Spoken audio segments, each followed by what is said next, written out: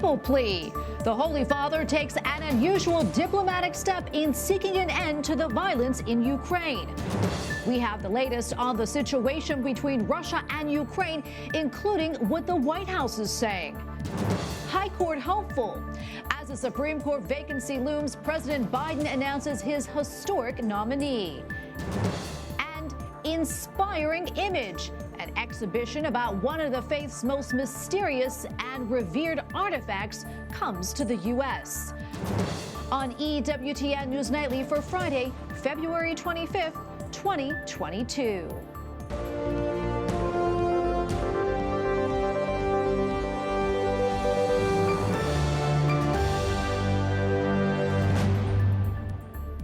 Thank you so much for being with us tonight. I'm Tracy Sable. A lot to get to in the news tonight, but first, the Vatican says the Holy Father will not make a scheduled trip this weekend, nor will he celebrate Mass and take part in a procession on Ash Wednesday. Officials say Pope Francis is suffering from sharp pain in his knee. Doctors have ordered him to stay off his feet. The 85-year-old was scheduled to be in Florence, Italy on Sunday. On Ash Wednesday, he was set to take part in the traditional procession and Mass at the Basilica of Santa Sabina in Rome. We will have much more on this story in the coming days. Well, the knee pain did not prevent the Holy Father from making an unusual but possibly very important diplomatic gesture. Earlier today, Pope Francis traveled by car to the Russian embassy to the Holy See. Vatican officials say that he appealed for an end to the violence in Ukraine, and we should mention it is unusual for the Pope to travel to embassies. The normal routine is for the Holy Father to receive diplomatic gestures at the Vatican. Meanwhile, Russian President Vladimir Putin has agreed to send a delegation to engage in talks with Ukrainian officials. A meeting place, however, has not yet been arranged, and in Ukraine, tensions and fear remain.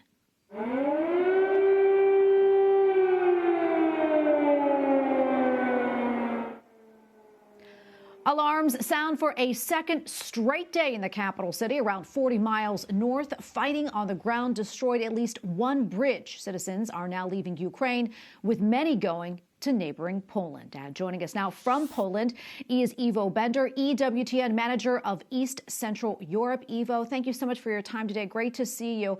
As we noted, many people, as you know, are fleeing Ukraine right now. And according to reports, nearly 30,000 of those people crossed into Poland just yesterday. How is the church in Poland helping with this situation? What can you tell us? Well, first of all, you know, there is a tremendous outpour of sympathy for the Ukrainians who are being under this vicious attack from Russia all across the Polish society, and the Church is calling for accepting the refugees who are now lining up on the Polish-Ukrainian border. The line is now about 10 miles long. And also the church main charity arm, Caritas Poland, is conducting a major fundraising drive to help the refugees, and also all the churches in Poland this Sunday and on Ash Wednesday will have collections for the refugees. So basically, the doors of Poland are open to anyone who's fleeing this unprecedented aggression. And in fact, you don't even have to have an ID to cross the Polish border right now, if you're coming from war-torn Ukraine. Yeah, and as far as the refugees, Iwo, what are the needs or the anticipated needs? I'm sure, you know, most people are coming over from Ukraine, bringing very little, probably just what they're able to carry. Well, of course, they will need food. They will need shelter. In fact, the train station closest to the Ukrainian border has been now converted into a makeshift shelter with cots on which tired people can rest, and then they will go either to areas where refugees are to be housed, or to meet with their family, because let's not forget that already Poland is home to about 1.5 million Ukrainians who are here either as students or economic migrants or political refugees who fled after the first stage of the Russian invasion back in 2014. Eva, what's the atmosphere, so to speak, in Poland right now? How are people feeling about, what's happening in Ukraine, really right on your doorstep there in Poland? Well, in fact, when the invasion began, two cities that are very close to the Polish border on the Ukrainian sides were hit by Russian fire. So the war is very close to home, and there is a feeling of apprehension. I can't say that it's a feeling of fear or panic, but people are worried because this conflict has a potential of spilling over. So people are sort of on edge. They are stocking up on supplies. They're stocking up on gas, but there's no panic, and the shelves in supermarkets are not empty. Eva, we have probably less than a minute left, but I'm wondering what else you would like people to know about, what's transpiring right now in your region. Well, I think the most important thing is that we are seeing a very aggressive move from Russia, which is trying to reassert its dominance in the region. We're looking at basically a neo-Soviet state that decided to put aside any niceties and simply invade and take over their neighbor. And this is something that the world has to say a very, very strong no to. Well, Ivo, thank you so much for your time. We appreciate it, and we're praying for Ukrainians and everyone in the region, including the Poles. Thank you so much. Thank you very much. Well, China has issued only a muted reaction to Russia's attacks in Ukraine, refusing to call it an invasion. 各国的主权和领土完整 China's Ministry of Foreign Affairs says that a nation's sovereignty must be respected, but that it also understands Russia's security concerns. Separately, President Putin and Xi spoke by phone today about possible negotiations between Russia and Ukraine. The two leaders had met earlier this month in Beijing. Russia faces even more sanctions for invading Ukraine, and some of those measures could directly target Russian President Vladimir Putin. Today, the White House did double duty as it navigated the crisis in Europe and announced a new Supreme Court nominee. White House correspondent Owen Jensen reports. Owen? Tracy, good evening to you. First, Ukraine. Today, I spoke with the head of the Arms Control Association here in Washington, D.C., who told me President Putin's attack on Ukraine will set back U.S.-Russia relations for years, which will make it very difficult to reduce nuclear stockpiles. Sirens warn residents of Ukraine's capital Russia's invasion is drawing near. Troops clash near the government quarter. The death toll is unclear, but there are already reports of hundreds of casualties. We are fighting for democracy and freedom against Russian aggressor. President Joe Biden took part in an urgent meeting with other NATO leaders to discuss their next steps. They want to challenge President Vladimir Putin without directly engaging Russian troops. Daryl Kimball, executive director of the Arms Control Association, worries NATO and Russian forces may come in close contact, and that could lead to an escalation or miscalculation. They may see one another on the Black Sea, in the Mediterranean, in the Baltic Sea, in the air. And I asked point blank, because of the invasion, is the world now closer to a nuclear holocaust? The risk of nuclear war is much higher today than it was just a month ago. I think both President Biden, President Putin understand that there are no winners in a nuclear war. Meanwhile, a historic announcement today at the White House. I'm pleased to nominate Judge Jackson, who will bring extraordinary qualifications, deep experience and intellect, and a rigorous judicial record to the court. President Joe Biden picked Ketanji Brown Jackson as his nominee for the Supreme Court. I must begin these very brief remarks by thanking God for delivering me to this point in my professional journey. The judge drew immediate condemnation from pro-life groups. Students for Life calls her an abortion supporter so extreme even partial birth abortion was acceptable. And Republican Senator Lindsey Graham tweeted, "The radical left has won President Biden over yet again." Now, Judge Jackson once served as a law clerk to Stephen Breyer, the justice she'd replace. Both are considered liberal, so the makeup of the court would not shift. That's only if U.S. senators confirm her. At the White House, Owen Jensen, EWTN News Nightly. EWTN is set to debut a movie this weekend about the persecution faced by Ukrainians from the Soviet Union in the 1930s. To Believe is an hour-long film produced by EWTN Ukraine team. It tells the story of one Catholic priest and several families in his Catholic parish during the communist persecution by the former Soviet Union. The premiere is Saturday at 10 p.m. Eastern, with encores on Sunday and Tuesday. Check it out and on EWTN.com for more times. The Texas Supreme Court has heard arguments over the state's pro-life heartbeat law. Abortion advocates are challenging its provision for civil enforcement. An attorney for the abortion clinic is quoted as doubting that the law can be reversed. Texas reports that abortions in state clinics fell by 60% during the law's first month in effect.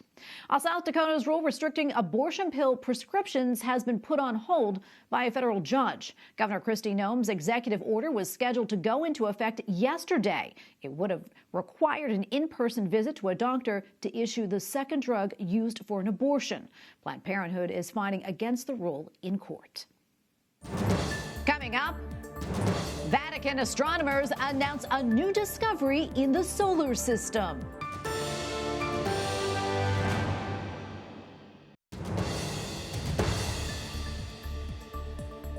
A court in Cologne, Germany, has convicted a Catholic priest for sexual abuse of children. The anonymous 70-year-old has been sentenced to 12 years in prison together with substantial fines for more than 100 counts. The Vatican Observatory recently announced that it has spotted a new object orbiting the sun. A Jesuit priest made the discovery last December. It is called a trans-Neptunian object. That is because it orbits the sun at a further point than the planet Neptune, which is the furthest known planet in the solar system. This new TNO is at least 3.3 billion miles from the sun, and it may provide clues into the formation of the solar system. Joining us now is Chris Graney, astronomer and historian of science with the Vatican Observatory. Chris, welcome. Thank you so much for your time today. Can you tell us more about this recent discovery, and how did the priest find it? I mean, and why could it be so important? Well, it's a discovery of what's called a trans-Neptunian object. It's got the current designation 2021 XD7. It may be given a name, a proper name in the future. It was discovered by Father Richard Boyle, who is an astronomer who's been on the staff of the Vatican Observatory for decades. And he was using the Vatican Advanced Technology Telescope, which is atop Mount Graham in Arizona. It's in Arizona, by the way, not in Rome, because of the issues with light pollution. In the 1990s, the telescope was established there. And he does a search for asteroids and small objects in the solar system using that telescope, and found it in December. Noticed it in a photograph early in December, and there were some clouds and stuff that delayed a follow-up observation. So later on in the month, he was able to find it. I believe while he had been snowed in up there from because a snowstorm had dumped some snow on the rather rugged road that goes up there. So it's a trans-Neptunian object. It's cool in and of itself. The hunt for small objects is important, both sort of at a big scale, because the ones out past Neptune are thought to be very old objects that can tell us stuff about the formation of the solar system. Their behavior can tell us, for example, if there might be another planet out past Neptune. Small objects like asteroids that are in closer are also of interest and also of practical interest. There's a sort of an active program to hunt for these, because you wouldn't want one to, every once in a while, one of these collides with Earth, and that's not, it's good to know if there's any that might do that. So that's a very practical reason for looking for those. I tell you, it's so fascinating. What was the reaction among colleagues and also in the community at large to this discovery? Well, there is, I hate to make it sound boring, but finding one of these, it actually took some time. So he had to look, he had to go back and check again, and someone a colleague did some calculations for the orbit and so on and so forth. So it actually sort of unfolded slowly, and only then it was like, hey, yeah, we found a trans-Neptunian object. But it's not the first one that the Vatican Observatory has found. The same astronomer, Father Boyle, found another one about 10 years ago, which now has a designation of Pramzeus. And so, this is another piece of a puzzle, adding to our knowledge of these objects, not so much like something that, someone's going to jump up and down and yell eureka about. That image of science isn't probably really that accurate anyway.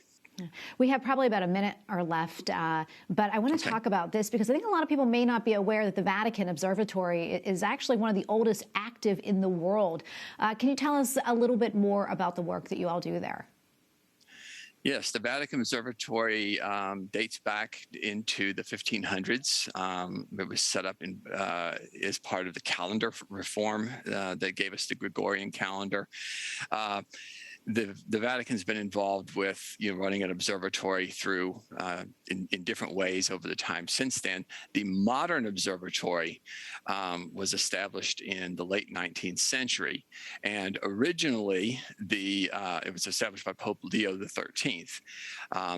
This was after the Vatican lost its territory in the unification of Italy, and then the observatory was set up in the late 19th century.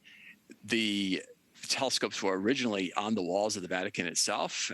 They were moved to Castel Gandolfo in the 1930s because of the problem of artificial lighting around Rome. And then in the 1990s, as the artificial lighting problem continued to grow, a telescope was set up in partnership with the University of Arizona on Mount Graham in Arizona in the United States.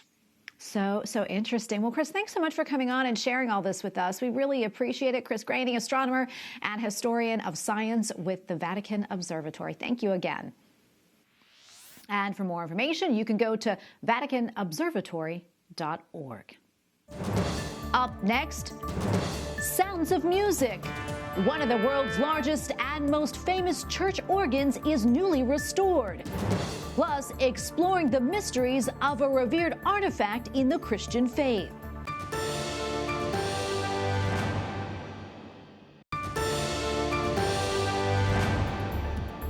A 9-year restoration is complete for one of the world's most well-known church pipe organs.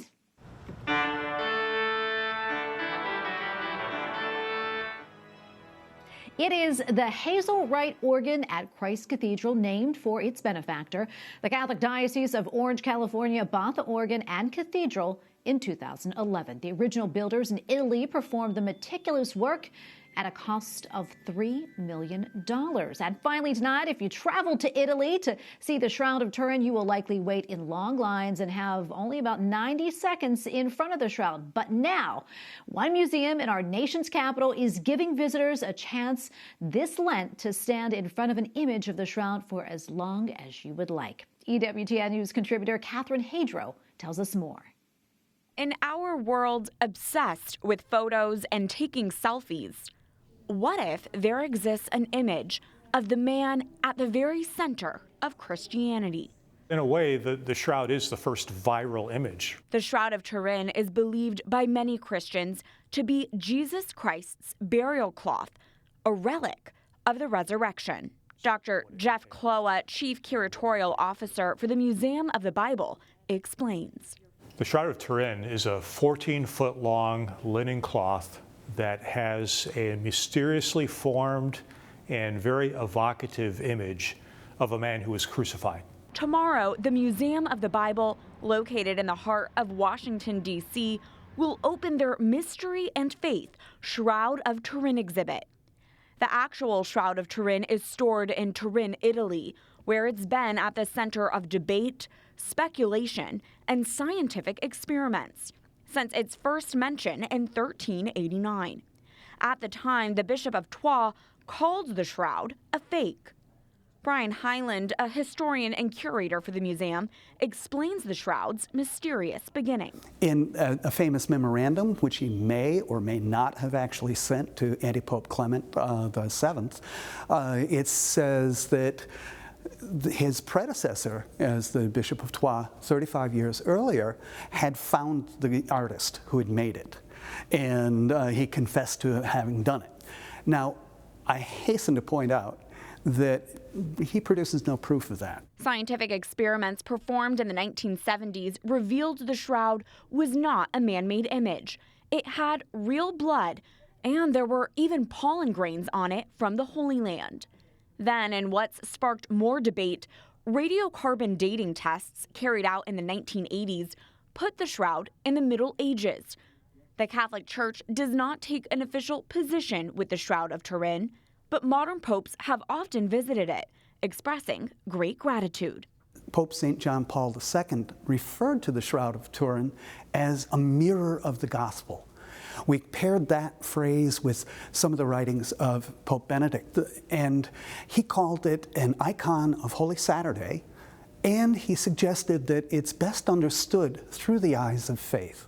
The Museum of the Bible's new exhibit features a one-of-its-kind replica of the shroud. It is an incredible facsimile. It was woven in a traditional herringbone pattern that looks exactly like the pattern of the shroud itself. The Shroud of Turin exhibit includes 5 different sections and a number of artifacts, as it all highlights the Gospels and the story of the shroud. We have a lot of interactives, but one in particular stands out, and that is the 3D touch table that we have. The technology to take a flat two-dimensional image and turn it into a 3D image so that a person who is blind or a person who has limited sight can see the image through touch. When you touch some of the sensors, you will hear played back for you a quotation from the Gospels. John 19:2. And the soldiers wove a crown of thorns and put it on his head. There are 8 interactives in this exhibit, from this interactive timeline, which explains the history of the shroud, to this selfie stand, which reveals a negative picture of your selfie, just like the shroud. The shroud reveals the brutal injuries that a man suffered in a crucifixion. Experts say the man of the shroud was between 5 foot 11 inches and 6 foot 1. He bled profusely because you can see clots of blood in the hair as well. When you look at the face, you can see that the face shows signs of these beatings. The nose is slightly dislocated, and the cheeks are battered and swollen. Whether or not you believe the man of the shroud is Jesus of Nazareth, the Museum of the Bible hopes you'll put on a lens of faith this Lent and linger in front of the image. Regardless of what you think about the shroud and its authenticity, it is an intriguing object, and it forces us to think about some very interesting and important questions. Open through July 31st, the Mystery and Faith Shroud of Turin exhibit offers a true confrontation with crucifixion. It's horrifying, and yet at the same time, it's inspiring, because if this is indeed the genuine burial cloth, it shows what Jesus went through in a way that no other artifact does. In Washington, Catherine Hadro, EWTN News Nightly. Now, the Museum of the Bible is hosting a grand opening celebration tomorrow. To kick off the exhibit, it will feature presentations from 4 speakers, including EWTN's own Father Robert Spitzer. EWTN is a sponsor of the event. We thank you for watching tonight. For the entire EWTN News Nightly team, I'm Tracy Sable. Good night and God bless.